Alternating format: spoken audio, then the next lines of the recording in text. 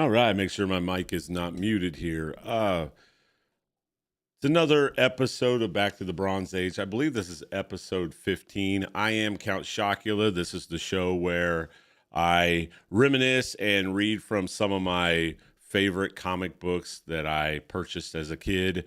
I specifically focus on comic books from Marvel's Bronze Age, which is like 1973, 1974, something like that, to around 1986, 1987. That's kind of my version of it. So that's kind of when I was mostly, in fairness, that's when I was mostly obsessed with Marvel comic books in particular. So that's kind of the time period that I like to focus on. Today, I'm going to be looking at two uh, issues of the Incredible Hulk from late 1976, early 1977. This is roughly, I would say, maybe 7-8 months before the TV show aired on CBS. In 1977, the one with Bill Bixby and Lou Ferrigno, which was a huge deal for us when we were kids. I remember all day. I couldn't wait. I think it appeared on a Friday night. I might be wrong with that. I know that the run of the series was on Friday nights, and I couldn't wait for that first episode. It was like a 2-hour pilot episode. And, as a kid, after reading a few Incredible Hulk comic books, it was a little boring, because, the Hulk wasn't going to be fighting any villains like Abomination or the Leader or any of the classic Hulk villains. I mean, it's drama TV show, but it turned out to be really good. I was always there Fridays to watch it when I was a kid for like the first 2 or 3 seasons, and then it kind of got a little old. It was canceled shortly after, and they brought it back in the mid '80s. They did some like TV movies where there was like a Daredevil, this actor named Rex Smith. Who was in he was in a show called Street Hawk. It was a short-lived show where he rode a motor. It's kind of like Knight Rider on a motorcycle, but he was Matt Murdock. And then they had some big blonde surfer dude do a terrible version of Thor for the crossover for the TV movies. But it still had Bill Bixby. It was shortly before Bill Bixby passed away, sadly enough. But Lou Ferrigno was like a great Incredible Hulk, but this isn't about the TV show. I'm going to get into the comic book here in a second. Let me go ahead and pull up the one of the comic books. This is the very first Hulk that I ever purchased. I purchased at a Ross grocery store in, I believe it was late 76 or might have been early 77. This says cover February. You can't always go by that. That would have been February of 1977. Probably came out maybe in January, possibly December of 1976. All I know is I'm really young, and I remember vividly to this day buying this because I bought number 208 and I bought 209 on the same day. Off the same spinner rack. A lot of times this distribution at the grocery stores on the spinner rack was shoddy. You could sometimes find comic books on there that had been on there 2 or 3 months, and it's just no one bothered to recycle them or whatever. They just kind of stayed on there for a while. And a lot of them by that time were in terrible condition. They might have creases or folds all over the cover. But I forgot to hit the recording for my audio version. Not that it really matters, but so anyway, I vividly remember getting these 2 issues. Now, these weren't the very first Hulks I ever read as a kid. The very first Hulk that I ever read as a kid was issue 150. My next a neighbor on the block lived across the street from us. They had a son that was in high school, and he had a stack of comic books they brought over one day, and he was the one that introduced me to Marvel comic books. He had Fantastic Four, and he had a copy of Hulk. I believe it was 150. I could be wrong about that. It was from the early 70s. I know that, and it was the Hulk when he fought Havoc. Hulk had mistaken Lorna Dane, the green-haired mutant character named Polaris, as his long lost love Jarella. So that ended up dying. So, and they'll be having a little bit about Jarella in this book I'm about ready to read. So let me go. Let me go to the full screen comic book here. Here we go. Oh, this cover, Hulk 208, it says a monster in our midst. This cover is by a mainstay in the comic book industry, and one of the few female artists at the time, Marie Severin. Marie Severin. I'm pronouncing her last name wrong. I believe it's Marie Severin. But I don't know. There's a few people that know this, but maybe not. Maybe I don't think a lot of people know this, but this was not the original cover to this comic book. Original cover is by artist you probably would recognize the name. Dave Cockrum did the original cover for this, but for whatever reason, and I wish I had the info on that, that cover was not used. It's very similar to this cover. So I think this cover was Frank Giacoa, the finisher, and Marie Severin. So I'm going to try to bring up the. I think I have clipped a original picture. Let me see if I can find it here. I know I've got it somewhere in this mess. Original picture of Hulk 208's unused original cover, and there it is right there. Yeah, there it is. That is similar, but that's Dave Cockrum. I don't know the reason why. Maybe he submitted it too late or something. I have no idea why they didn't use this cover. Both covers are cool. I kind of prefer this cover. I mean, and you can see right there it says Cockrum. Right there on the let me do my little pointer there. I always look. I think Dave Cockrum always signed his covers. There's some artists that didn't sign their stuff, but I always like to look for like the signature on the cover. But for whatever reason, they didn't use that, so it's kind of strange. I just thought that was kind of interesting tidbit. The only reason I know that is it was posted on the Heritage Auction original art site at one time, because I was browsing through the site looking for tidbits on original art, and I ran across that, so I thought that was kind of interesting. So let's just get right into it. I've rambled enough about that, but it's a pretty cool cover. Just some military goons or whatever blasting the Hulk, and he's tearing up their tank. And they're going full steam into the city here on the tank. All right, we've got Lynn Wein, the writer-editor, Sal Buscema and Joe Staton, illustrators. Sal Buscema was a mainstay at Marvel, the younger brother of John Buscema. Of course, Joe Staton, he did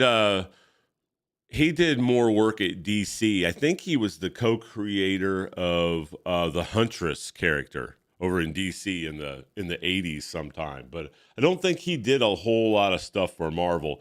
I know he inked some issues of the Avengers in the early 70s, and but other than that, I'm not real familiar with his work at Marvel. I know he did a handful of the Incredible Hulk, the inking a handful of Incredible Hulk during this time, and you see Glynis Wein is Lynn Wein's wife is the colorist there. And Lynn Wein is the editor of the book. And at this time, I believe he might be the editor at Marvel. It was either he or Archie Goodwin. I'm pretty sure it was Archie Goodwin at the time. Len Wein he's one of those early 70s editors that turned writer. And of course, Len Wein is best known for creating the character of Wolverine, which appeared a couple years before this issue in the famous Hulk 180, 181. In Hulk 180, he's on the very last panel of the book. And then Hulk 181 is like a legendary, one of those legendary Holy Grail books. If you have it in great condition, you've got a lot of money there. So, Len Wein, he did during the later 70s, he had a run on Spider-Man. He took over from Jerry Conway, and then he also had a run on the Fantastic Four, which featured a lot of George Perez pencils. So I'll be covering a few of those in the future. Those are some of my favorite Fantastic Four issues. But so we got Len Wein and Sal Buscema here. So it says, a monster in our midst. Last night they took his world away. His world was green-skinned and golden-haired, with eyes like torch-lit pools and a smile that can turn away the dark.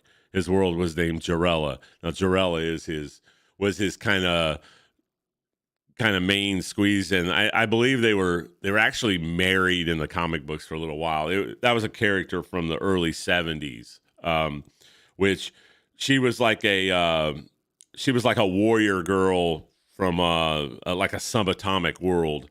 I know I've read some of those issues. I can't recall exactly, like by memory, exactly what happened in those issues, but I know that she ended up sacrificing herself to save someone's life or something. She didn't really have any superpowers. She was just like a good fighter, but she had green skin and she had like blonde hair. Says last night the man called Dr. Strange told him she would never be coming back again. So he raged and he cried and at last, when all the tears were gone, he surrendered to the thought. Now he walks the crowded street of New York City, a great green empty shell, devoid of all feeling, save the overwhelming feeling of loss. They write Hulk, he's just not some kind of, he's got a heart, he's not just some kind of, rampaging monster.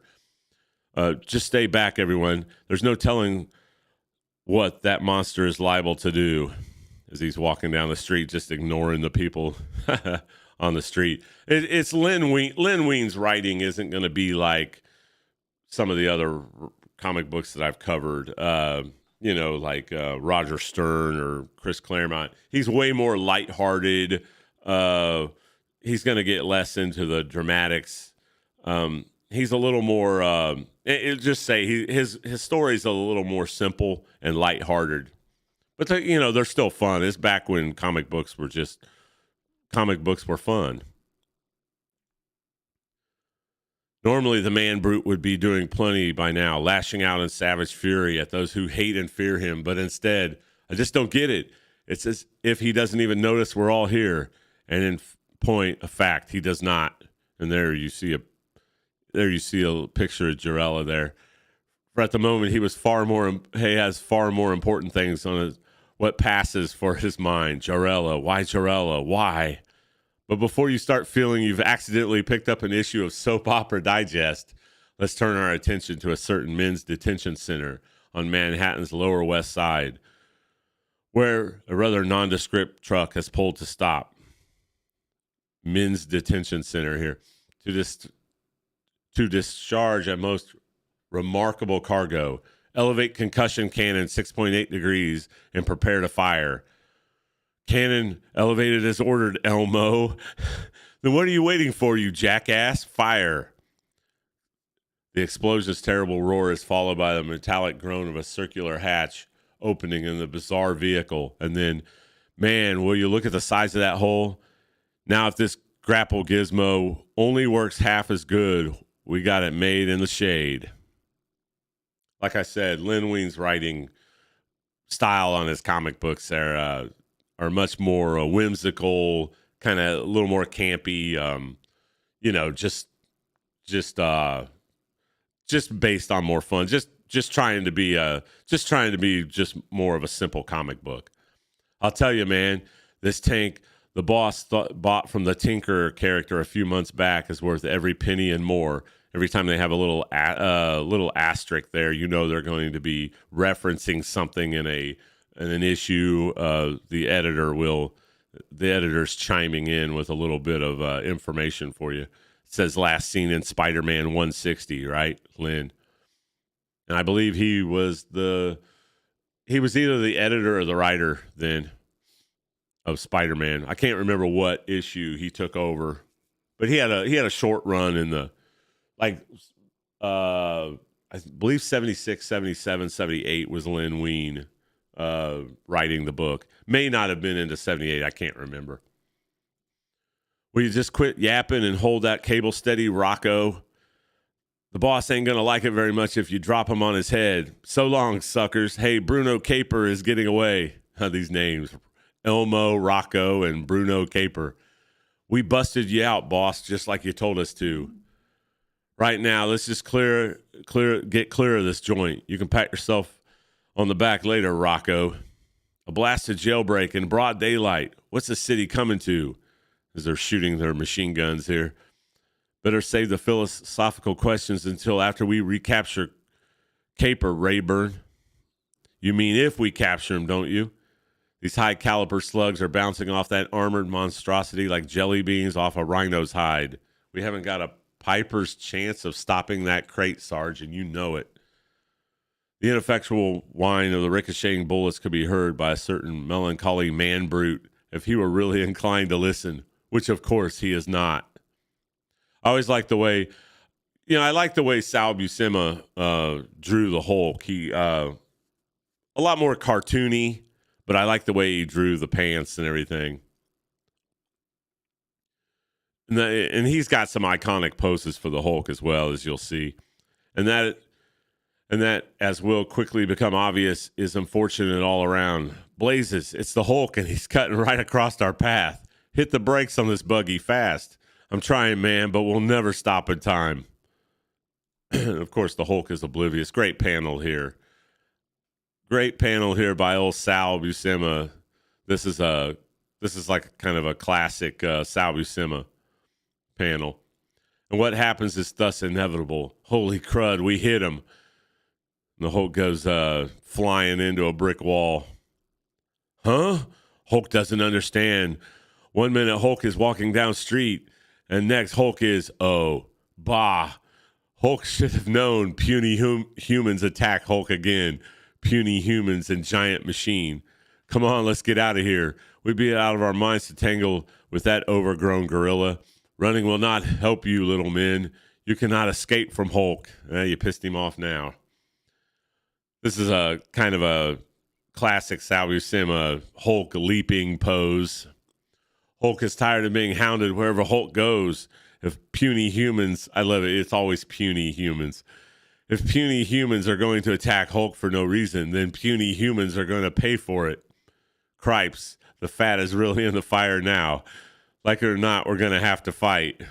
Yeah, I don't know how that's going to end out for you. Then let's see how that ugly bruiser likes a taste of the concussion cannon. Let's finish him. See, I miss comic books like this. Don't get me started. I just miss some of the.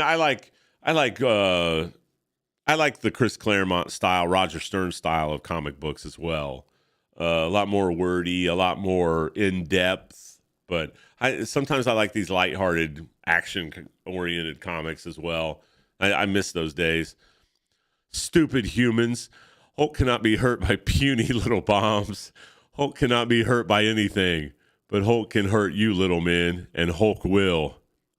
Never again will Hulk plead with puny humans to be left in peace. Never again will Hulk believe their filthy lies. No, what are you doing? Yeah, he's ripping the cannon off of your tank here. From now on, Hulk will treat humans as humans treat Hulk, starting with you. Yeah, you got him in a bad mood. Hey, wait, where are you guys going? About as far from here as we can get. If you've got any brains, boss, you'll join us. Bah. Hulk told you before, little men, running will not help you. There is nowhere you can go that Hulk cannot follow. Nowhere you can hide that Hulk cannot find you. Nothing you can do that will save you from the Hulk's revenge. As he smashes the tank on the street. I mean, the Hulk must have been fun to draw. Sal Buscema looks like he's having a blast drawing these old Hulks. You know, Hulk was a comic book that I didn't pick up all the time. The Hulk got hot in the late 70s, and some of it had to do with the TV show, but the Hulk, you know, it had a pretty good run in the 70s. The Hulk comic book was really up and down quality wise in my view, but you know, later on Todd McFarlane had a run on it that kind of boosted it, and it's had some good writers. John Byrne took it over for a little bit, but he had some editorial conflicts as well. You know, later I believe in the early 90s, he had a late 80s, early 90s, he had a short stint on the Hulk, which I love the way he draws the Hulk as well. But I was always a big fan of Sal Buscema's Hulk. So puny humans are not dead yet, but you will soon wish you were. Hulk will make an example of you so that other little men will never bother Hulk again. Hulk will smash you all like, huh? Bah, it's men in blue again, coming this way in their cars of noise and lights. Why do they never learn? Hulk could stay and crush them, but that would solve nothing. Other men in blue would only come to take their place. No, Hulk would leave here and find some place where Hulk can be alone. And as the Jade Behemoth goes thooming off into the distance, we best return for a moment to the still smoldering ruins of the men's detention center. Take a surreptitious peek into the special high security cell.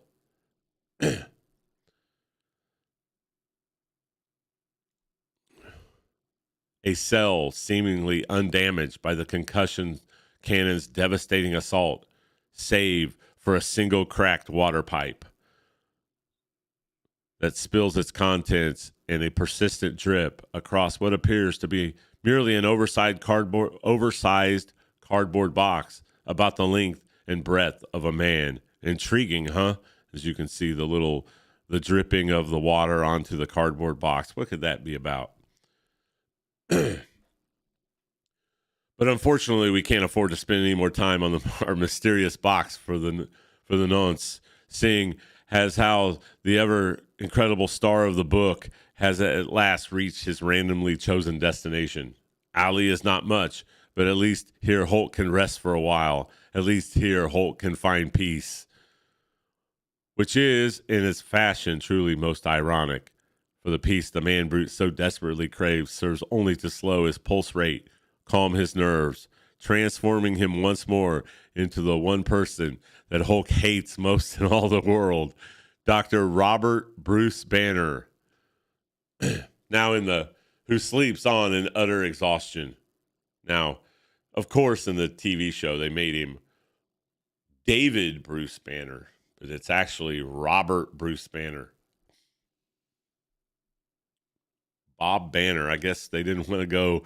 I guess they wanted to go in the comic books with Bruce Banner instead of Bob Banner. But supposedly in the TV show, they didn't like Bruce. Supposedly, David made him seem more relatable to the audience or something. Like they thought Bruce didn't fit the character. I'm like, why change stuff? I mean, the character had already been around for freaking 16 years before you made the TV show. That was my big gripe with the TV show. And my name's Dave, so they were, all the kids at school were like, "Oh man, you're named after the Hulk," and I'm like, "No, you morons! Don't you read the comic books? His name's Bruce. I don't give a shit about my name, really." Oh, hey, I didn't know anybody was there. Hey, you, Janzer is in the chat on YouTube. Bobby Banner. Yeah, that just doesn't sound I mean, Bruce Banner kind of has a ring to it, but David Banner does not have a ring to it. I'm sorry. And I didn't like the fact that it was my name. I don't give a shit. Like, oh yeah, I'm the only person named David. Really? Bobby Bruce Banner. They'd make it some kind of transgender bullshit now or something. Who knows what fucking name. I hate when they change shit. Did you see the casting for Quasar? I hate to like harp on it, but you ever seen Quasar, especially in the 70s? How the fuck do you get that actor? Never mind. I know the answer. I'm just bitching. I'm not going to I'll end up watching the movie. I'm not going to go give them my money. I'll watch it on the streaming service if I still have it. It's the last fucking priority for me. I'd much rather read these old comic books than watch this garbage they're cranking out. I'm sorry. Anyway, we're going to get canceled on this page. I have a feeling the way they depict old Jim Wilson, Hulk's buddy, Millie Bobby Brown.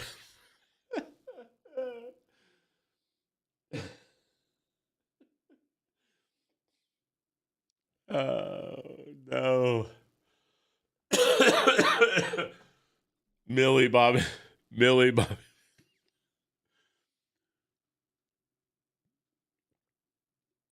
Oh, you fucked me up. Millie Bobby Brown Banner. No. What's that intro? Millie Bobby Brown Banner, physician. But I can't now. I used to have that memorized. Attempting to tap into the hidden strengths all humans have. An accidental overdose of gamma radiation alters Millie Bobby Brown's Banner's body chemistry. Oh, geez, man. All right, let's get back to reading the comic book.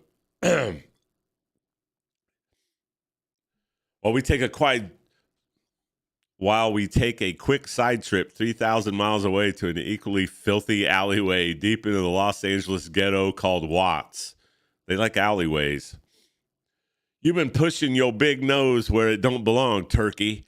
This is Lin Wein writing black guys. I mean, come on. I mean, this is how they were depicted. This is how depicted in Hollywood as well. You know what I mean? So now you're going to be pushing up daisies. Sorry, sucker, but Jim Wilson ain't nobody's turkey.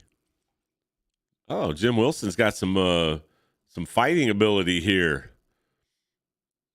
I learned me enough moves while hanging out with the Hulk to take on an army of you dudes. Okay, Jimbo, so what do you do now? Those two creeps ain't going to be chasing you for a while, but there's plenty others where they came from. Yeah, they had Jim Wilson as kind of the original buddy of the Hulk in the comic books was a guy named Rick Jones.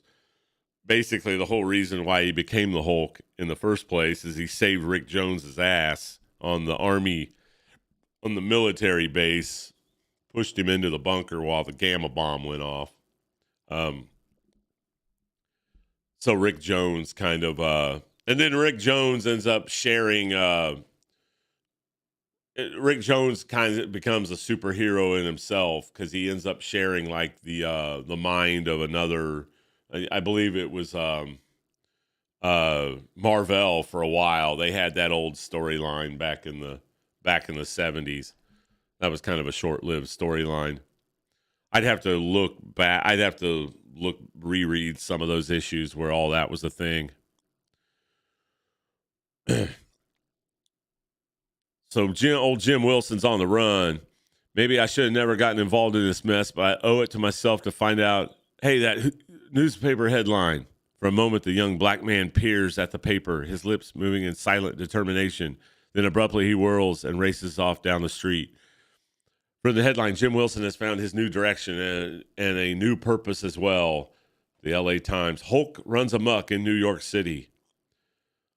Was it to say about a friend in need? So he's going to head out. What he's doing out in Los Angeles, I can't remember. I wasn't a steady reader of the Hulk at this time. Like I said, these were the first two issues I bought off the Ross's grocery store spinner rack. I guess I talked my mom. I got both of these issues I'm covering in the same day off the same spinner rack. I my mom must have been extra annoyed by me that day and allowed me to get 2 comic books, so she shelled out 60 cents, to shut me up that day, I guess. But I probably at a time where I had already gotten the Avengers and Spider-Man. I've gotten my Avengers and Spider-Man for the month. So, sometimes I'd get Iron Man, or sometimes I'd get a Captain America issue, or I'd get something like maybe the Invaders or the Champions or the Defenders, or sometimes the Hulk. And a lot of it had to do with if the covers looked cool, if the villain was cool or whatever. And I liked Sal Buscema. This is some of my first introduction to Sal Buscema. It wasn't my first introduction to Sal Buscema. I had already seen Sal Buscema in a few pencil a couple issues of the Avengers, so I knew I liked him. I knew I liked his art. Wasn't my favorite artist, kind of basic, but he was better than most. He was better than most of the. I'd say he was just kind of average on par, comic book artists at the time. But there was a few comic book artists that I would stay away from. Like, I wouldn't buy the book if it was that, like Frank Robbins, and I wasn't a big George Tuska fan. He was doing Iron Man. I believe he was still doing Iron Man at the time. I wasn't a big George Tuska fan. I wasn't a big Don Perlin fan. Guys like that. Don Heck, I wasn't a big fan of. He was all right. I like it had to have been like Byrne, Perez, Buscema, guys like that. There's some others. John Buscema as well. Well, back in the wormy Big Apple, a certain fair-haired physicist finds the piece of his semi-catatonic catnap abruptly shattered by a most familiar clash and clatter. Oh, it's only the garbage men. That noise they make could wake up the dead. Wonder how long I've been out. The last thing I remember clearly, I was in Santa Fe with Jarella. Yeah, it all comes back to me now. Every lousy detail. Jarella is gone, and there was nothing the Hulk or anyone else could do to save her, as dramatically displayed last 3 issues. Yeah, much of the Hulk storylines were down in New Mexico because they could have him, leap the canyons and stuff like that, and do battle with, Thunderbolt Ross would pursue him and everything like that. Hey, not as any of my business, pal, but I'd say you move on if I were you. New York's finest doesn't exactly take kindly to the cluttering up their streets. Yeah, I know. I was just going. Let me keep you, pal. I got my own work to do. Yeah, welcome back to the fun city, Brucey boy. I'd almost forgotten how friendly folks can be here. Not that I really blame the guy. I'm not exactly dressed to make Blackwell's 10 best list, am I? Still, that's a problem that can easily be resolved. Assuming the traveler's checks I keep pinned inside my pocket for such an emergency survived the Hulk's latest spree. And what do you know? They did. Looks like something, even though, in real comics physics, those pants, they're not made of unstable molecules, right? That's just comic book stuff you have to overlook. Looks like something's going right for me anyway. There's enough here to keep me solvent for a while. Looks like $100. And I know just the place to start using them as he goes into the clothes. Well, exactly, it's not exactly Robert Redford, but it'll do. It'll do. The question is, do clothes really make the man? How long will it be before the monster within me tears these duds to rags as he's torn so many others? How long before I have to face the Hulk once more? God, it would be so simple to put an end to it forever. One bullet through my head, that's all it would take, and the world would never...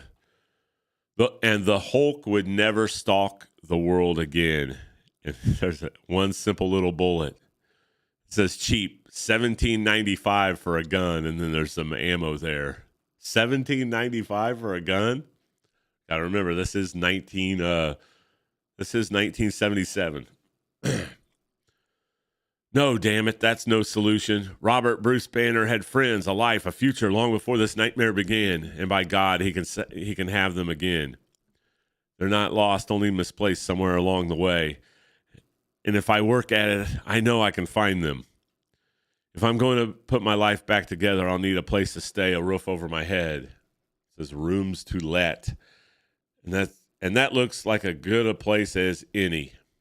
Almost timidly as if normality were somehow too much to hope for, Dr. Robert Bruce Banner presses the waiting door buzzer. And his brand new life gets off to a rollicking start. Yeah, I mean, he always does this. Like, I'm never going to change into the Hulk again. He's all happy for, a half an issue or a whole issue. And then, howdy, handsome. Something I can do for you? Well, I saw the sign hanging out in front and say no more, sexy. Just follow me. This is how Lynn Wein writes this woman. Okay. Now, that's the nicest offer I've heard all day. I mean, he's been the Hulk for like a month, and he doesn't remember. He wakes up in an alley, and she's just all hitting on him and stuff. I don't know about that. Just because he has a brand new jacket on. Well, I guess he got some new purple pants as well. So you're lucky, sport. A vacancy opened up just yesterday. It's not much, but it'll keep the rain off. And oh, by the way, my name's April Summers. Mine's Bruce. You own this place? Nah, I just look after it for the guy who does. He gives me a break on my rent that way. And we unemployed models need every break we can get. Now that I find hard to believe. But here we are. It's not exactly the White House, but it's a darn sight better than sleeping on a bench in Grand Central Station. You've got to be putting me on. Oh, don't let the furnishings bother you. The place used to belonged to a stage magician named Kropotkin the Great. He skipped out yesterday owing us 6 months' rent, so we confiscated his belongings. If this stuff spooks you, we can store it down in the basement. No, I'll leave it. I actually think I like it. I take it means you're staying handsome? Good. I mean, you don't even know if this guy has any money or not. I mean, they're going to run a credit check, right? Look, I'll leave you alone to get acquainted with the place, but if you need anything, and I mean anything, you just whistle. Here, TTFN. Ta-ta for now. I always wondered what that meant as a kid when I read this comic book. I remember my parents, we went on vacation to Florida when I was like 8 years old, and I had a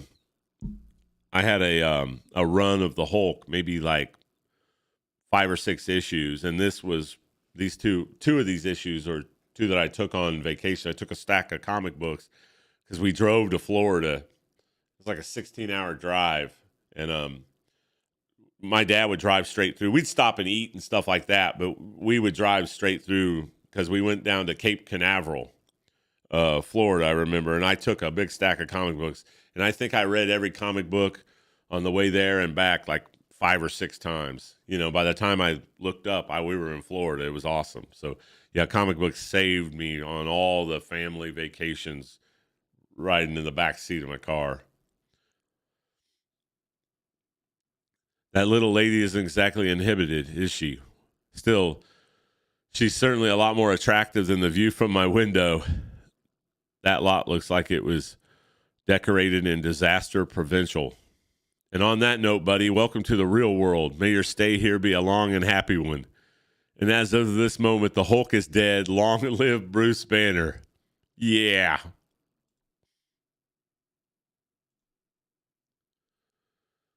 So there you are, Major Talbot. I've been looking all over for you. Now you found me, General Ross. Congratulations.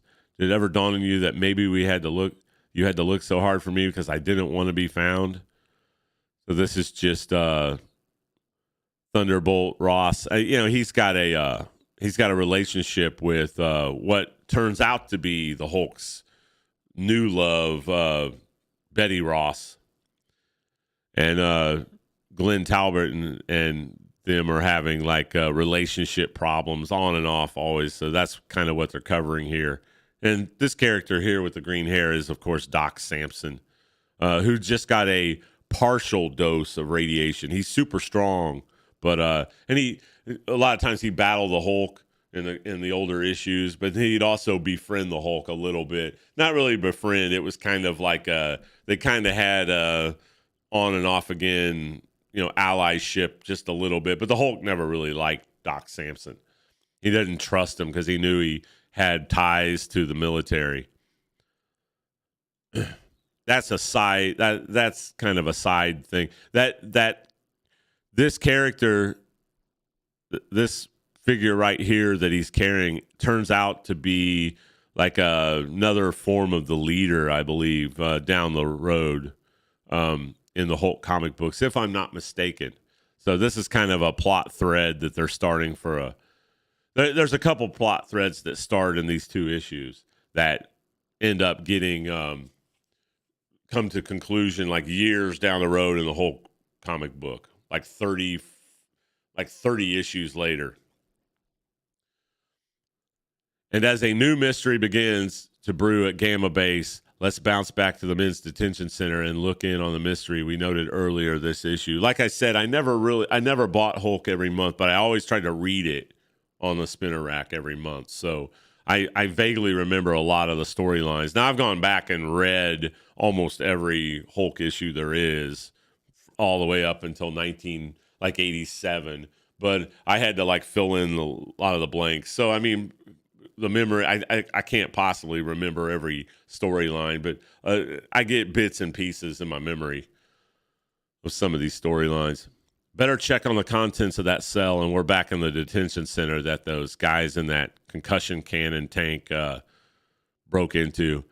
Specifically, a rather peculiar cardboard box. Now, why would they have a cardboard box in a detention center? And I know the story behind it, but holy Joe, a box that has definitely suffered from the persistent assault of that lonely, leaking water pipe.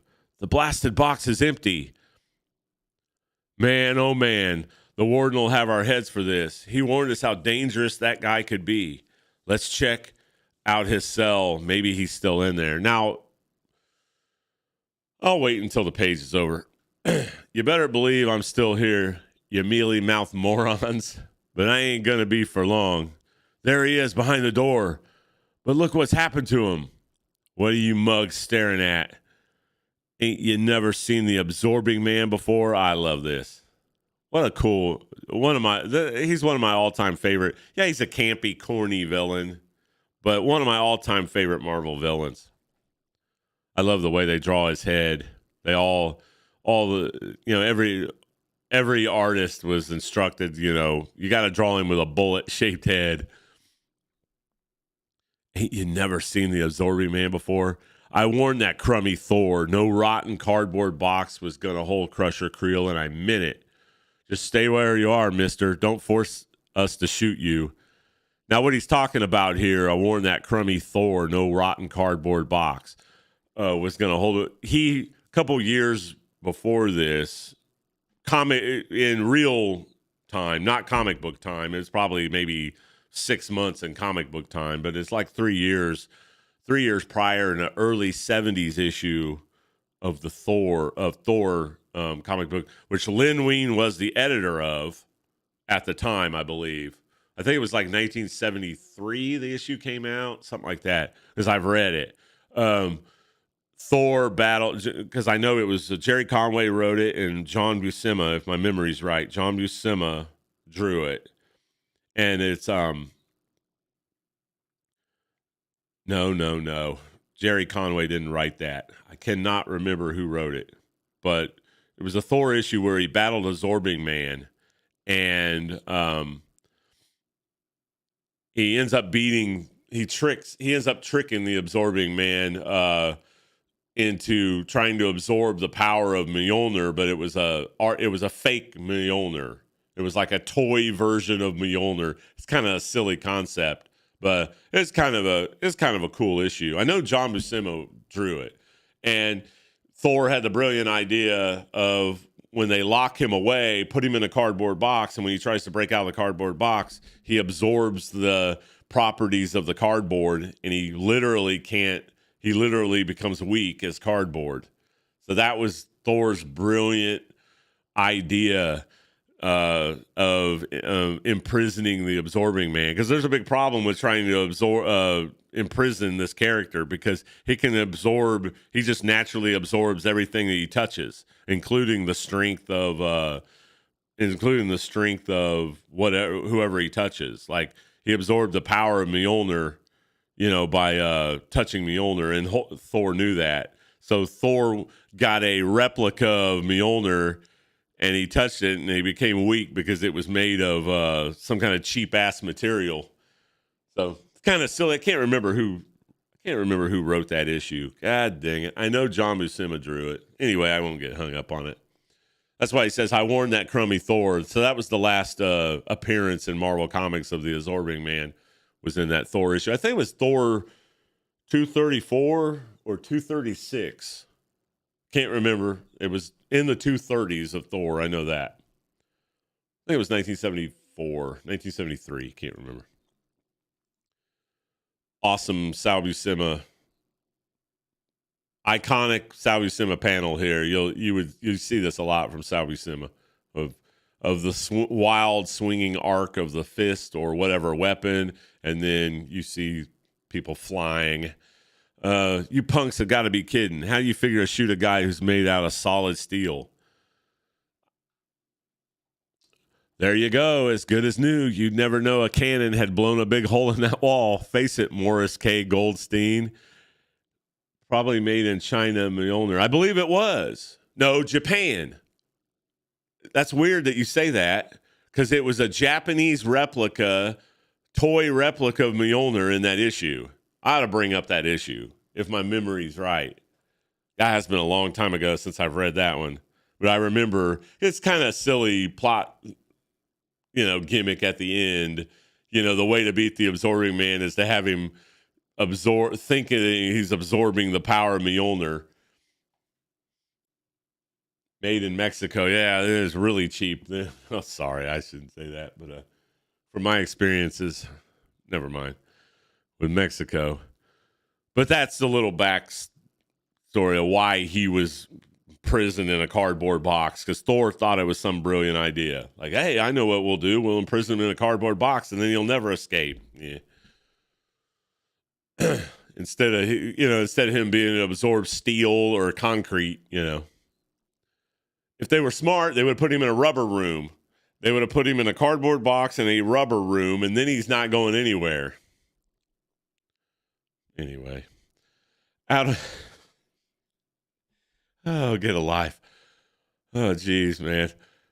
Out of my way, suckers. Crusher Creel is busting out of this sardine can. Oh, no.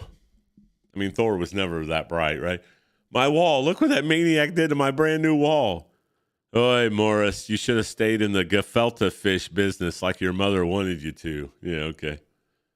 Little side humor there, little side joke from Marvel. I mean, it's not every other minute like the movies now, but Oh, that Guardians of the Galaxy Christmas special. Oh, boy. I'm like, Kevin Feige, what are you doing? What are you doing? Why are you tarnishing the fucking brand even more? I mean, Drax and Mantis travel to Earth to kidnap Kevin Bacon because he's Chris Pratt, Star-Lord's favorite actor, because of the movie Footloose. I mean, you can't make this shit up. So they break into his house. They break into Kevin Bacon's house, and it's Kevin Bacon playing Kevin Bacon, and capture him, kidnap him, and take him through the space portal back to nowhere is where they're at, the planet nowhere, and the realm nowhere, or whatever, to give him. And then Chris Pratt's like, I can't believe you guys did that. And then, of course, Kevin Bacon has a band, and they start playing Christmas music, and he understands, and he's around aliens, and he starts running. Never mind. From Mjolnir to Martello, the Mexican Thor hammer. Still can't remember who wrote that dumb Thor story. It's driving me nuts. I'm warning you, back off. I'm warning you, turkeys. Back off. Back off or I'll bust you to pieces. I like it. What are you talking about, Count? No, that's the Guardians of the Galaxy Christmas special that's out on Disney Plus right now. If you had Disney Plus, you go watch it. It's like 45 minutes long. And it's, yeah. Have you seen it, Phil? I mean, never mind. This is Fred Kramer with On the Spot News. While here at the Men's Detention Center reporting on this afternoon's break-in, we've been witness to a startling new development. Crusher Creel, alias the Uncanny Absorbing Man, is broken jail right before our on-the-spot cameras and is currently engaged in mortal combat with the New York City Police.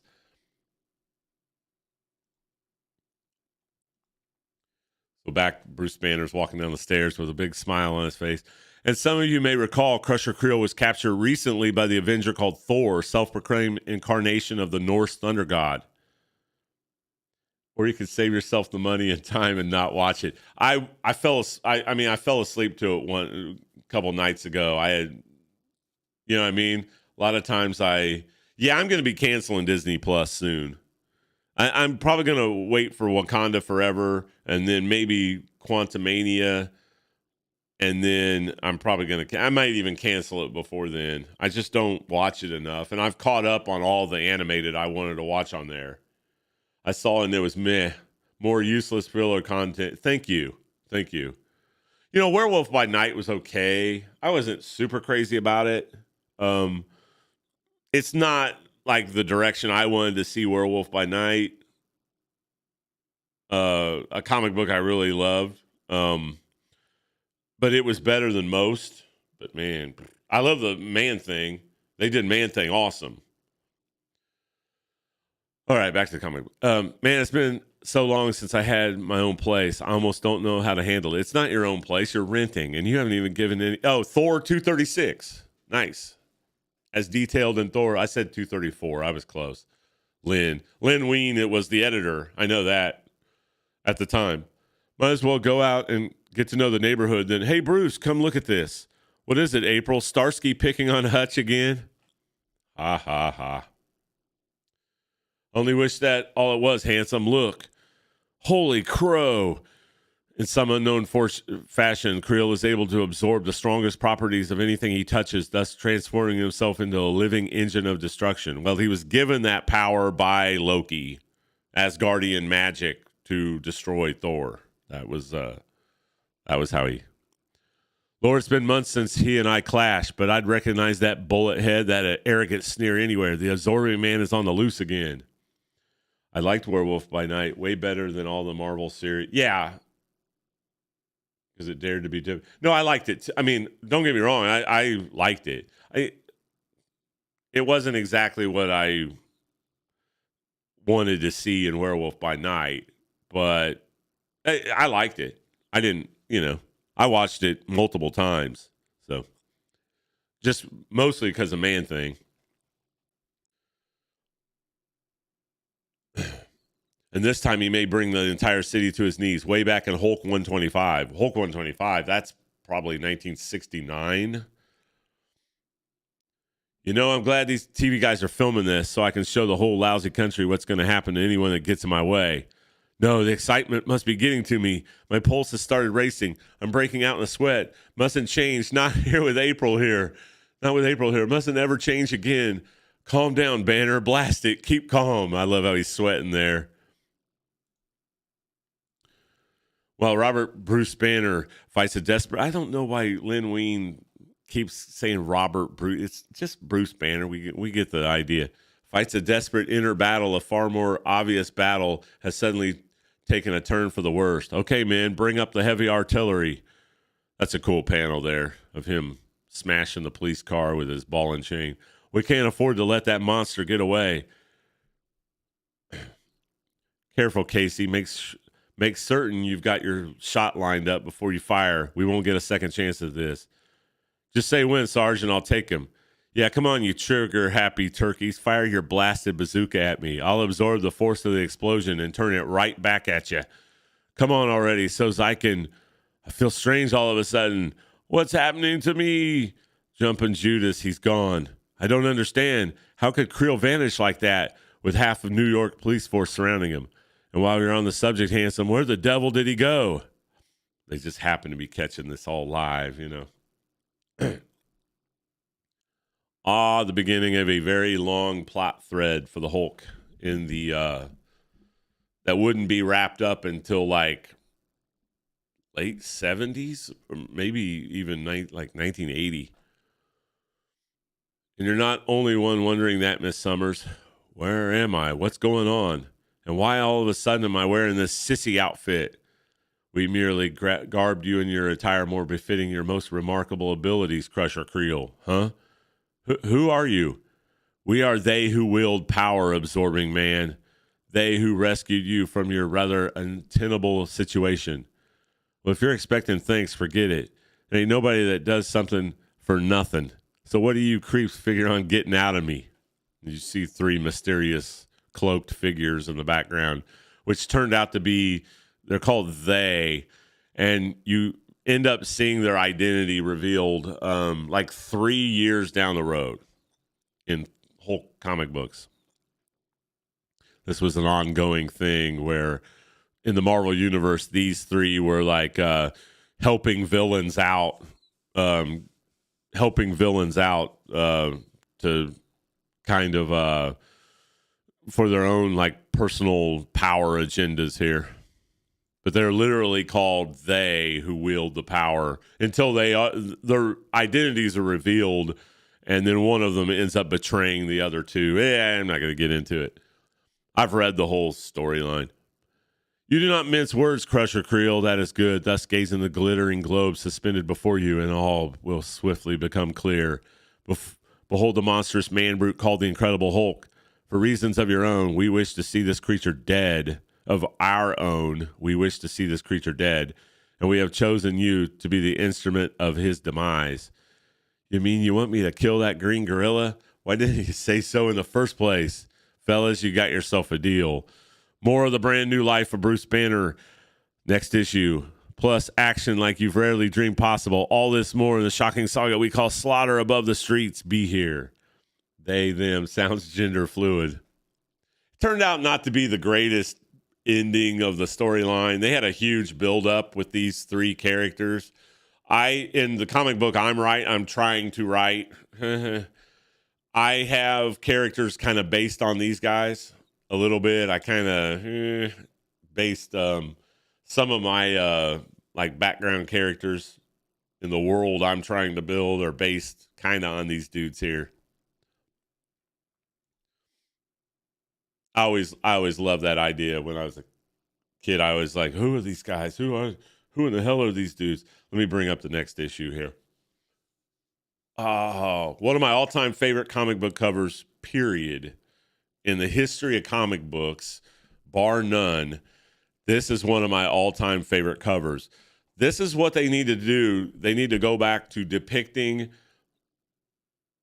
things that actually happen in the comic books and the covers of their comic books. This is another cover by Marie Severin and Frank Giacoa. I believe I want to. I don't see Dave Cockrum signature anywhere on that, but I'm pretty sure that's still Marie Severin. The same people, the same two that did the previous cover. And I know that Dave Cockrum did a lot of Hulk covers around this time. Dave Cockrum, this is around the time where he's going to be getting off of the X-Men soon, but he's still, and I believe he's under contract at Marvel, but at this time, but he did quite a few covers around this time for all manner of Marvel comics. He did some Marvel team up covers. He did, I mean, you name it, he did it. But he does some of my all-time favorite covers, but this is still, I believe, Marie Severin and Frank Giacoa as the finisher. The absorbing man has come back for revenge. I mean, when you're an 8-year-old kid, you see this cover, you're like, I gotta have that. You know what I mean? Oh, it's badass, dude. I love it. When I was a kid, I love that cover. I was like, Mom, I gotta get this. Look. And she's like, yeah, that's nice. Shut up. See, it says 1976 here, but yeah, they've got their publication kind of screwed up there. But this is awesome, and this is right.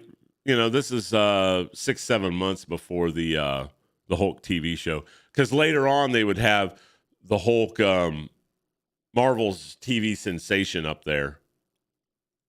They'd have that little thing on the Spider-Man, the Hulk comic books for a little while. For a couple years, they would put Marvel's TV sensation.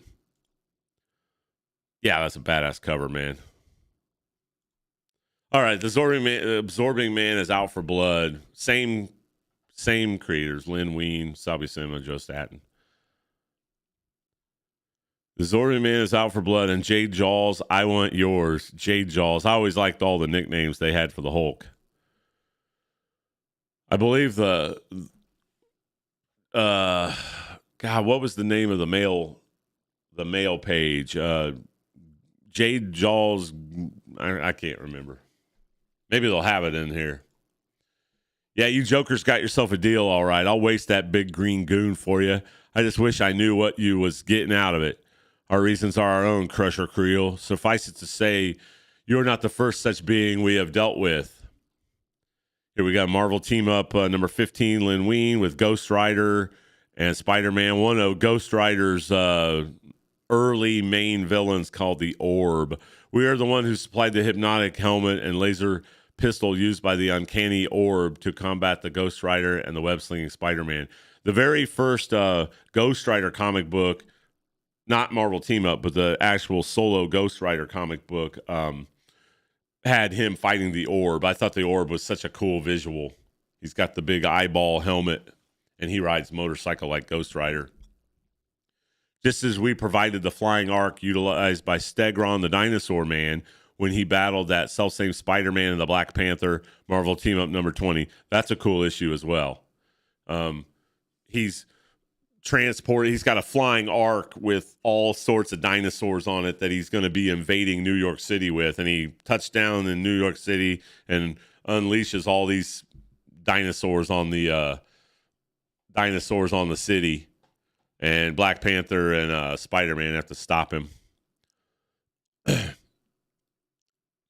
So, too, did we instigate the revolt of the Lava Men that was thwarted by the mighty Thor and the hot-headed Human Torch in Team Up number 26. I've never read that issue.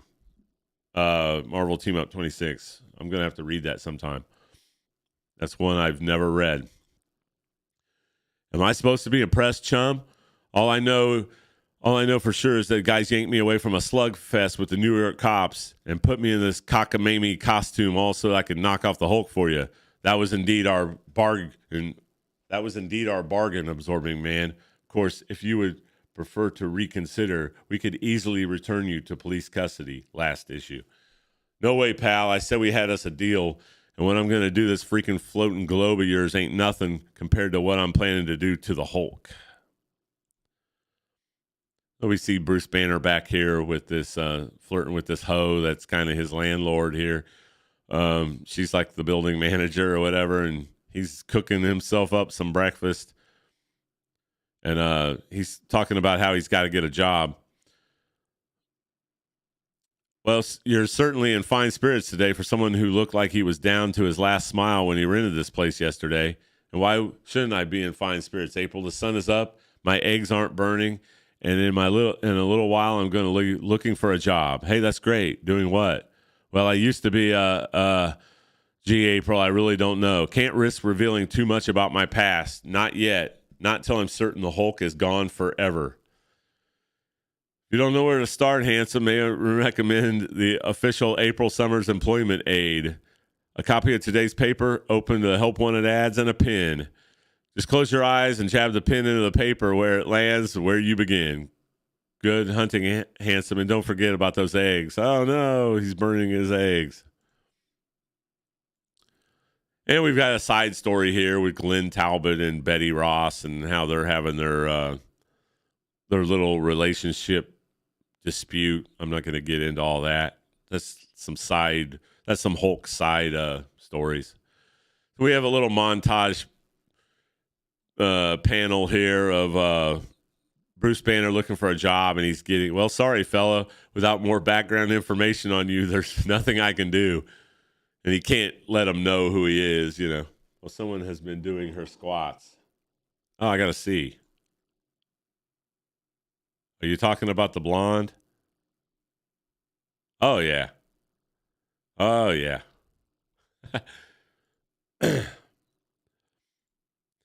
It so happened to be some beautiful model that's managing the apartment building that he just happens to stumble upon, you know. And he has no money and no background, no credit check, but they're going to let him rent the apartment, you know, and she's flirting with him, you know. Lynn Weens' life must have been pretty good at the time. Too bad he didn't get any royalties for creating Wolverine. The guy that wrote this created Wolverine. Sadly, Marvel was not giving royalties at the time, just page rates. That would change later, much later. They're like, really, my good man, you have to be joking. Help one. And he's getting rejected. She's ripping, this dumb bitch here is ripping up his resume. If we develop any openings, well, we'll call you. Poor guy. Well, one's for a bouncer at the Continental Bass. Nah, somehow I don't think that's for me. Maybe as the Hulk. The old boy can't find a job, so things aren't as good. Let me guess, from that look on your face, you've either gotten a job as a professional mourner or you didn't get any job at all. It's the most frustrating thing in the world, April. It's not as if I don't want to work. It's just that nobody will give me a chance. I guess it's just a matter of knowing the right people, Bruce, which is why while you were out, I got in touch with an old friend of mine and told him about you. Now, what is that supposed to mean?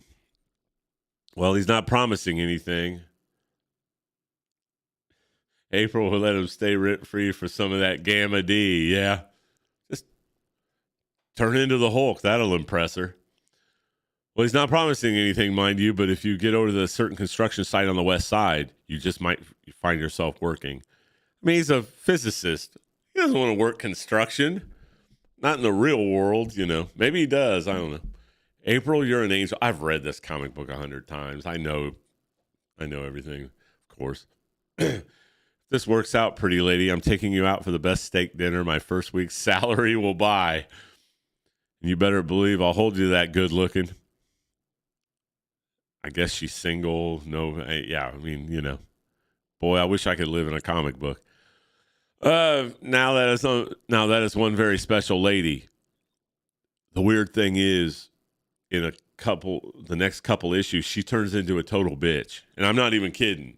Like, because he started, you know, Bruce Banner starts to have some fucked up things happen to him. I've read all these issues. And she turns into like a total fucking bitch. Like she flips.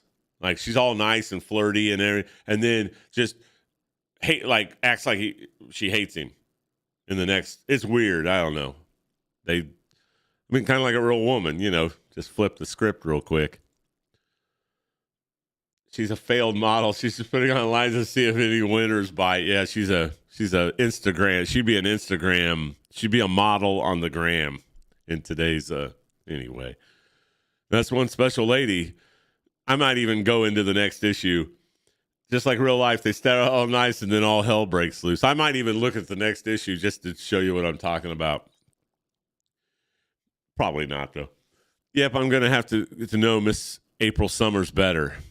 You know, as you can see a shadowy figure in the background here with, well, I'll be. There he is, just like they told me, and he'd be when they zap me back out onto the street. He's absorbing into the brick here.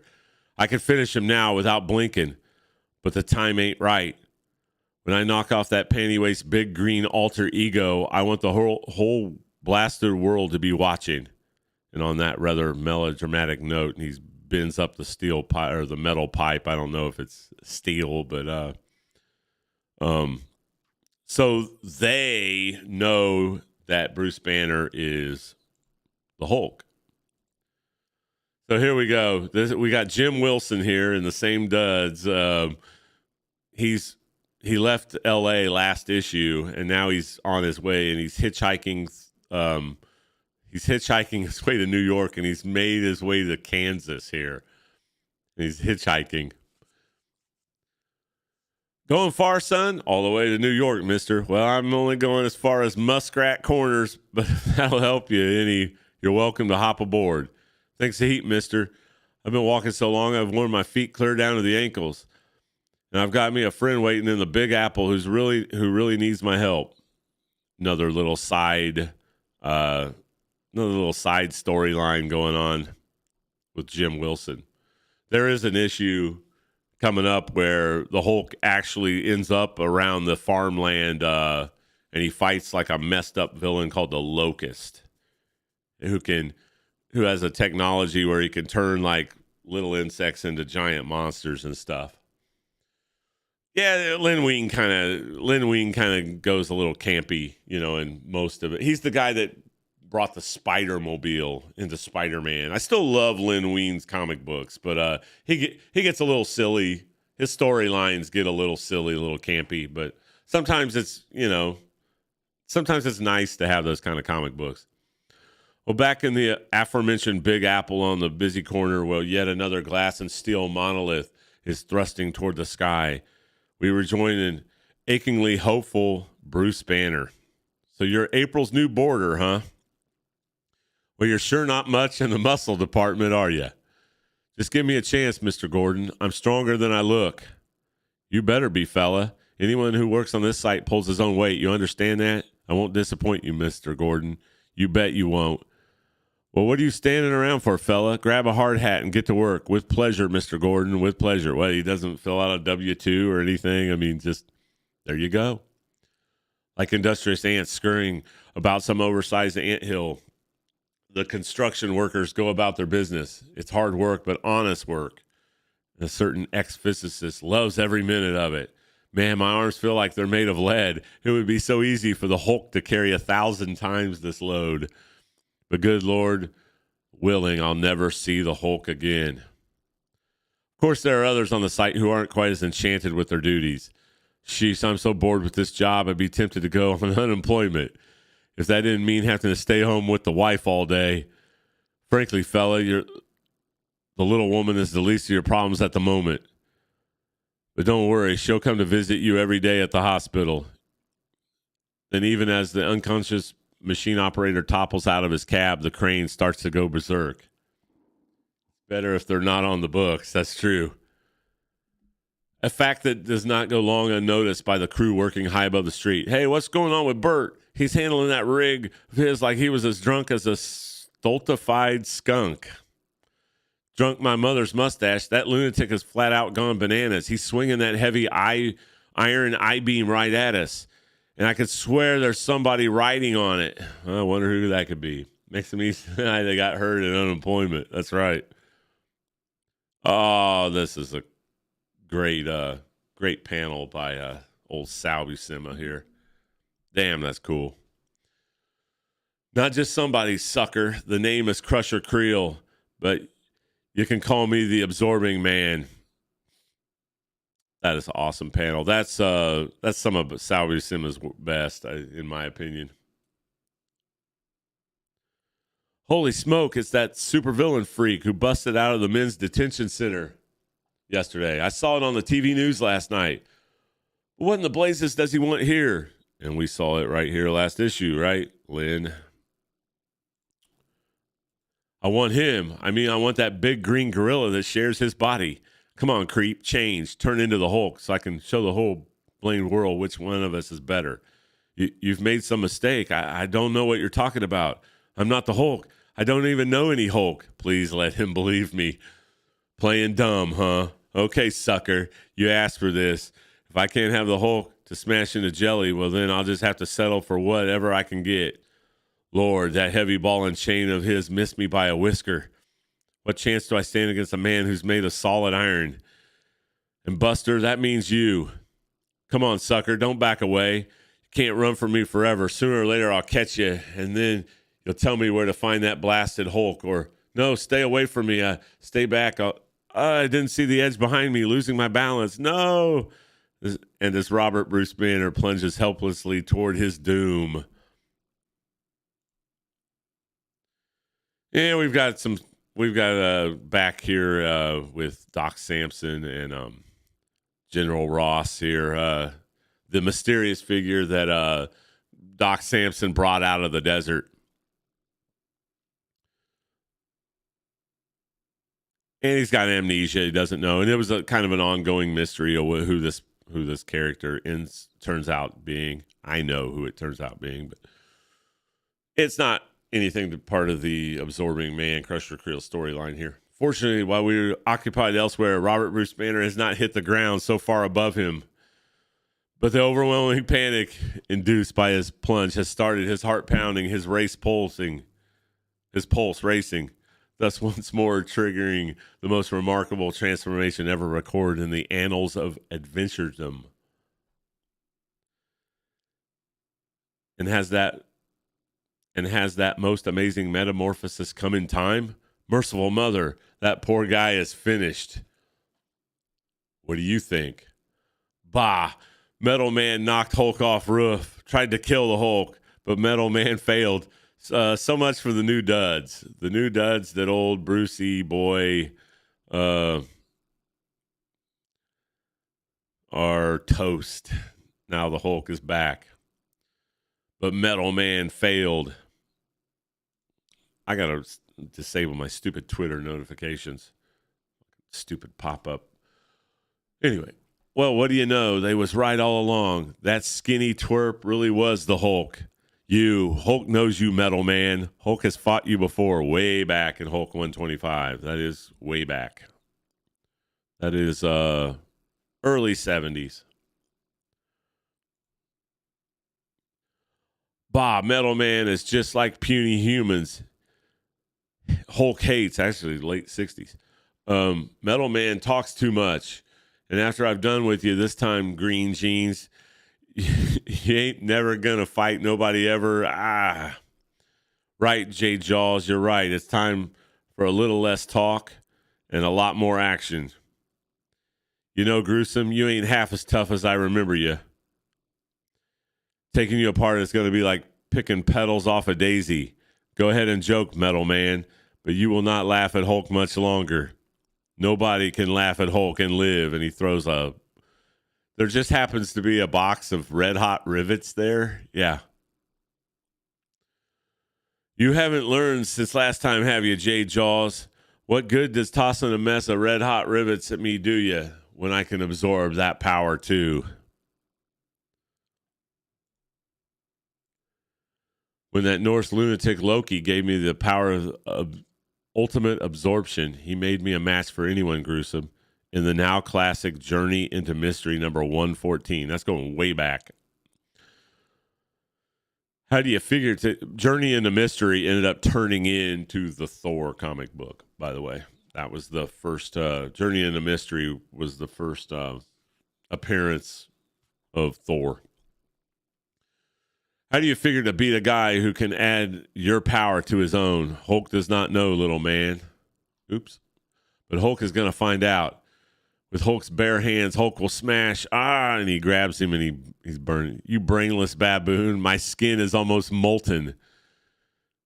All you got out of grabbing me is a set of southern fried fingers. Face it, freak. You ain't got a chance against Crusher Creel. No, burning hot body will not stop Hulk. Oh, yeah? Then maybe a solid concrete shot and the chops will. Can't you see I'm unbeatable, chump? I can absorb the power of all the raw material on the whole blame construction site if I have to. Not if Hulk smashes you first, little man. I mean, Hulk's beaten you before. Okay, Gruesome, that does it. Fun time is over. Now I'm going to waste you like they told me to. And then I'm going to track down that miserable thunder god Thor and do the same to him. You wrapped your chain around Hulk's throat. I owe you, too, for all the trouble you've caused me, and the absorbing man always pays his debts. You got it, sucker, and now that I'm in close contact with you, I'm starting to absorb all of your strength until I'm powerful enough to wring your scrawny neck. No, Hulk will break puny chain, little man, and then Hulk will break you. As Crusher Creel starts to turn green here as he's absorbing the Hulk's power. Man, you still don't understand. I'm stronger than you, J. Jaws. I'm stronger than anything. No, you're wrong, little man. Hulk is stronger. Hulk is the strongest one there is. Let's see. Like two great green pile drivers, the man brute flailing fist batter the floor beneath him again and again in frustrated rage until all but deserted skyscraper shudders, heaves, and at last gives way. Ha! Hulk showed you who is stronger, little man. Don't start patting yourself on the back, gruesome. You ain't won yet. All I have to do is protect myself from the fall. From this fall is absorb the power of the first thing I can hold on to and turn myself into glass. I remember as a kid, I loved that panel. He just reaches out blindly and grabs a piece of shattered glass. Crusher Creel's horrifying scream ends with sickening suddenness upon the rocks that wait below him. But the triumphant Hulk does not have long to gloat as he strikes the ground an instant after and is immediately buried beneath countless tons of twisted steel and concrete. It takes several minutes for the rubble to finally settle. Several interminable minutes where nothing moves save for some shifting piece of metal or some sifting grain of dust. But he's holding a metal chain. We must suspend, Mr. Glad. We must suspend. Yeah, he's holding on to a metal. I think I'm going to try to make an excuse here. Yeah, that's kind of some silly Star Wars shit, like they come up with some kind of gimmick. I think the one thing that he can't absorb is like his ball and chain. But yeah, that never made any sense to me. It's like, okay, I mean, let's not hold Lin Wein to some kind of, like Chris Claremont and John Byrne would probably be like, wait a second. They would dissect that. You know what I mean? Got to remember, Jim Shooter wasn't the editor either. So Jim Shooter would have probably caught that as well. Like, you've got to, he used to go over the comic books with a fine-tooth comb before he let them out. This is before, like, there was a gatekeeper of, for one, continuity. I mean, they always made references and they tried to make their universe consistent, but Jim Shooter took it to a next level. He never, yeah, exactly. Just draw it to where he lost the chain. Exactly. See, you'd be a good editor. You would see the faults in that. Like, hey, wait a second, because it's still got to make sense, guys. I mean, of course, it's fictional comic books, but it's still within your universe. It's got to make sense. Jim Shooter did that. He brought that kind of examination to the books. Like he was known for. He drove writers nuts because he said, "No, change that," and that's why he wanted. That's why he was so demanding of the deadlines, because he had to go through everything, and he did. And he told the other book editors, go through everything and hold them to logic and everything within their universe. So that's an excellent point. This is pre-Jim Shooter days. I still love him, but Hulk is free again, and little man will bother Hulk no more. Well, that was certainly interesting, wasn't it? Indeed it was. Although I had hoped the absorbing man would give the Hulk more of a fight. He gave him a pretty good fight, but I guess metal chains aren't I'm going to go back and look at that. He is holding the metal chain. Plus, I mean, something's got to be touching him. Something's got to be hitting him.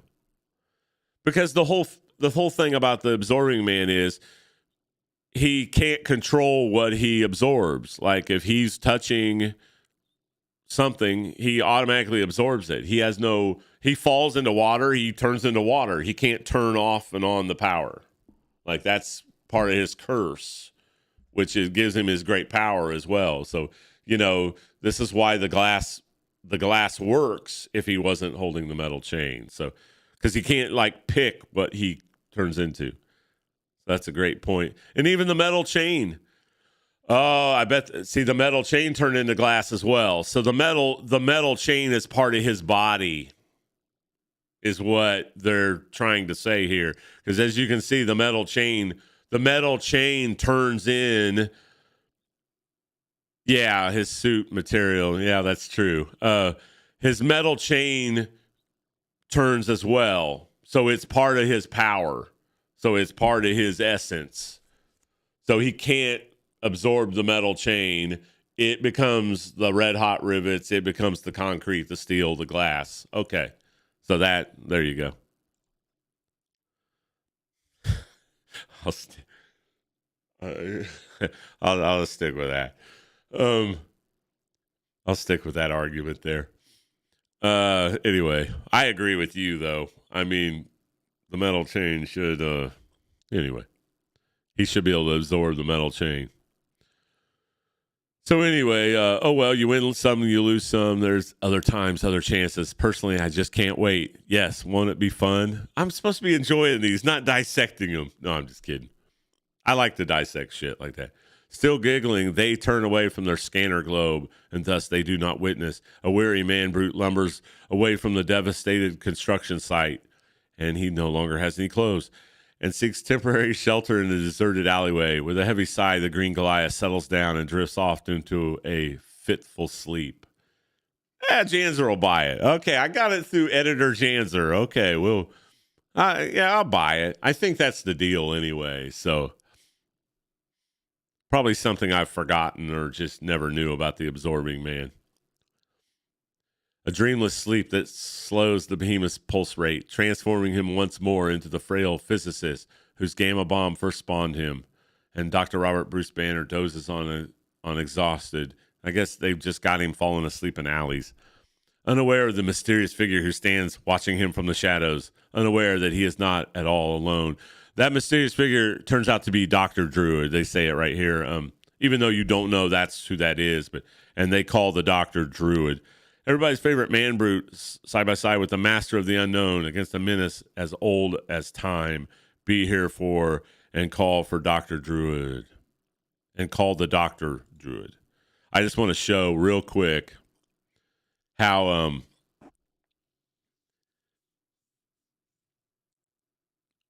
I just want to show. I'm not going to go through this entire comic book. Another cool cover there.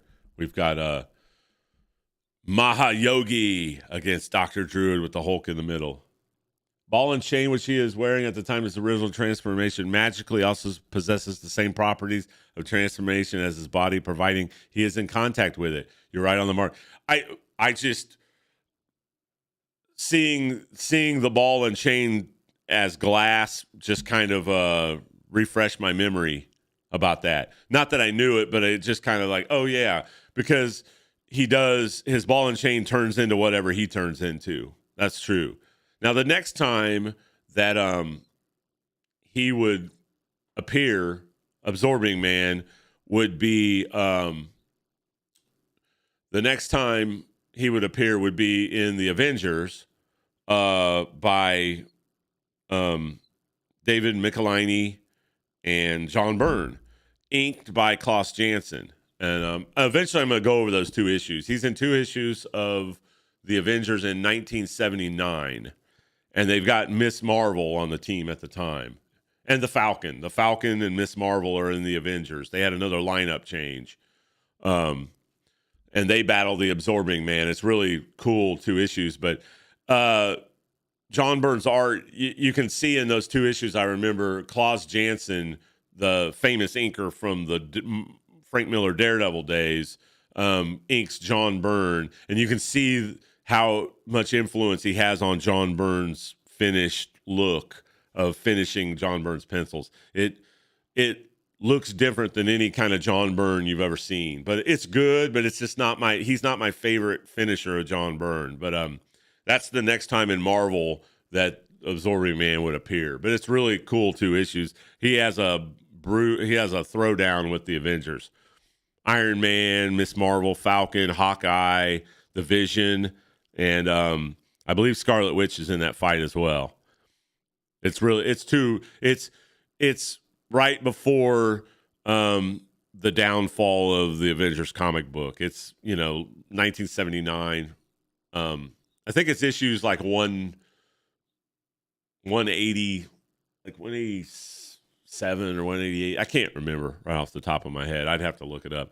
This cover's by Ernie Chan. It says 1976, but we are into 1977 here, April in 1977. But Ernie Chan, I don't know the shipping date of these books. I just know the cover date. I know the shipping date of these books was before April of 1977. This cover's by Ernie Chan. I just wanted to show real quick in the next issue. And as you can see, we've got a different, we've got Sal Buscema and we've got Ernie Chan as the embellisher. So you got a total different look here, a much more detailed look of the art of Sal Buscema's art. The inker matters. I mean, look at the style of the art. This is just one issue later, and you can see how much Sal Buscema's art is affected by the finishing of Ernie Chan. Ernie Chan went on to do like a lot of Power Man and Iron Fist later, like in the early 80s. Really good artist. Awesome artist. But, I mean, he brings much more detail to Sal Buscema's pencils. But here we go, this April Summers right here. And she's still like hugging him, but he brings this Dr. Druid home, and she's starting to doubt right here. Let me zoom in. She's starting to go, it suddenly makes me realize I don't know anything about him, and he's got strange friends. And he cast an illusion on Bruce Banner because she didn't really have, Dr. Druid really didn't, or Bruce Banner didn't really have any clothes there from that battle. And so he puts an illusion on him to fool her. But later on, I think it's this issue, but she goes like fucking kind of psycho on him. Like threatening to kick him out and shit. He goes, I can't remember where it's at. I just thought it was funny. I don't even know why I'm even talking about it. But I've read all these issues a bunch of times. But anyway, it doesn't really matter. I just want to kind of back up my earlier story. But there is, like, say, it might even be a couple issues down the road. I can't remember. But she turns into a fucking, what do you call it when you have like chemical imbalances in your brain and you fucking are nice 1 second and then you're a bitch? That's exactly what happens to that character. So anyway, back to the. So those were my 2 first issues I ever purchased as a kid of Incredible Hulk. I just love those issues. I can, at some point I'm going to go back and reread all those, all that run of those issues on the Hulk. Len Wein isn't the greatest writer, but he's best known for revamping the new X-Men along with Dave Cockrum and Chris Claremont. He was the writer when the new X-Men, the giant size X-Men came on. He was in control of that book at the time. So anyway, that's going to do it. That's Hulk 208, 209, bringing back a flood of memories from my childhood when I vividly remember the day that I got those off the spinner rack. And I just was like, man, I can't wait to see Absorbing Man. I can't wait to see this Crusher Creel villain again, because I thought he was just so cool how he could absorb everything. And I get my wish later reading the Avengers. So those are probably 2 books I'm going to be reading on this show in the future. I can't remember the numbers of them, but they're really cool. And they make a few references to these Hulk during those issues of the Avengers. They make references to those 2 Hulk issues that I just covered. So I think I'm not sure what I'm going to do on my next. I think I'll just do something spur of the moment on my next episode. I'm not sure which. I might try to do something different. I might mix it up a little bit. I was thinking about covering some Iron Man, maybe from 1979. That's definitely on my list. I was thinking about doing the first appearance of Blade from Tomb of Dracula, a book that I got not off the spinner rack, but a book that I got as back issue from the comic book store. And I didn't end up getting that until like maybe 1981, 82, but it ended up being it's Tomb of Dracula, and it's drawn by Gene Colan, who Gene Colan is like a legendary Silver Age comic book artist. He was kind of past his prime during the Bronze Age, but he did some work on Daredevil. But he doesn't do really good superhero books, but he does the horror, spooky looking books excellent. I mean, no one draws Tomb of Dracula better than Gene Colan. I mean, he's tailor made for those type of books. So I might be covering the first, maybe a couple issues of the first appearance of the Blade character, and it's not anything like the Wesley Snipes Blade character at all that you see in the movies and stuff. They totally changed that. I remember when I first saw the Blade movie, I was like, okay, well, I mean, I see what they did here. I mean, they made it cool, but that's not Blade. I mean, has little to do with the Blade character. The name is the same, and the alter ego is the same, but it's very, very different. So anyway, I'm going to wrap it up there, but I'm going to play some Midnight Suns here, I think, for a little bit. So thanks for anybody that tuned in. There is an audio version that I post on Spotify, which is kind of weird since I'm reading a comic book. But anyway, I just something I should do. So, all right. Well, I am out of here, and I will talk to you later.